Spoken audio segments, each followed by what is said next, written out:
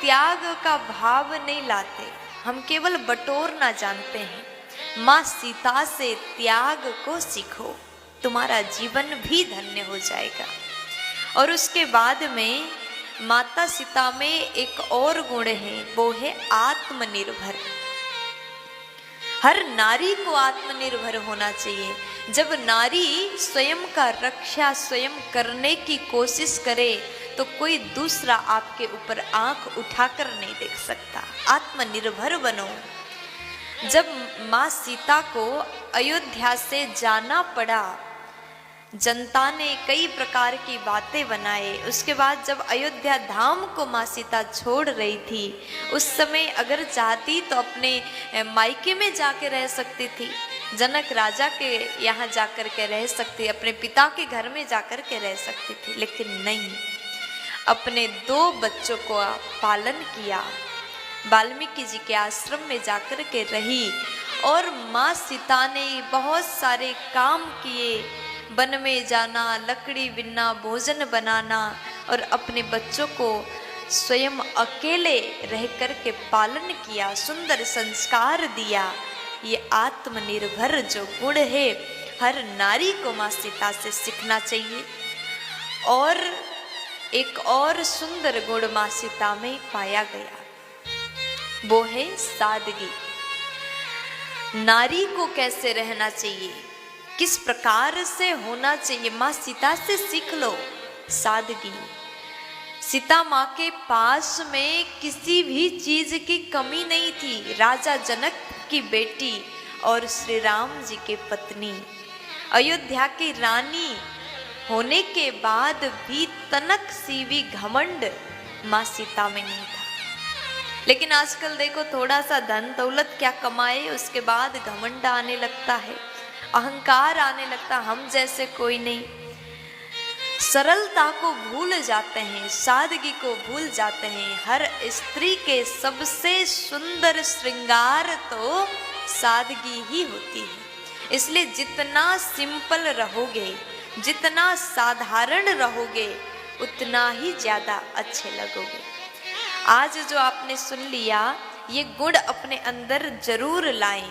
अगर आप भी इन गुणों को अपनाते हैं, अपने जीवन में धारण करते हैं, तो आपको कोई भी पीछे नहीं कर सकता। पहले नंबर में साहसी और पतिव्रता, फिर उसके बाद में त्याग, आत्मनिर्भर, और उसके बाद में सादगी। ये 5 गुण ऐसे हैं जो हर स्त्री को माँ सीता से सीखना चाहिए। प्यार से बोल दीजिए ना।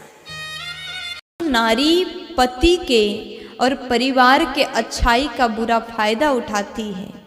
पति बहुत ज़्यादा सीधा साधा है, उसको उल्टा सीधा बोलती है, चिल्लाती है, डांटती है, तो ऐसी नारी घर के लिए बिल्कुल शुभ नहीं होती। ऐसी नारी के साथ में आप शादी मत करिए। और चरित्रहीन नारी सदैव घर के लिए अशुभ होती है। ऐसी नारी को अपने घर की बहू कभी मत बनाइए। और जो नारी झगड़ा को पसंद करती, कलह प्रिय नारी, ऐसी नारी भी घर को बर्बाद कर देती है, आपकी इज्जत को मिट्टी में मिला देती है। इसलिए कलह प्रिय नारी से दूर ही रहें, उसको घर में जगह ना दे, घर की बहू ना बनाएं। और कहते हैं, ऐसी बिना सोचे समझे बोलने वाली नारी घर के लिए अत्यंत अशुभ होती है। जो मन करे, जो उसने सोचा वही बोलती है। क्या बोलना चाहिए, क्या नहीं बोलना चाहिए, जिसको पता नहीं होता ना, वो नारी भी घर के लिए अशुभ हो जाती है। इसलिए जब भी आप घर में बहू लाएं तो बिल्कुल सोच समझ करके ला लीजिएगा।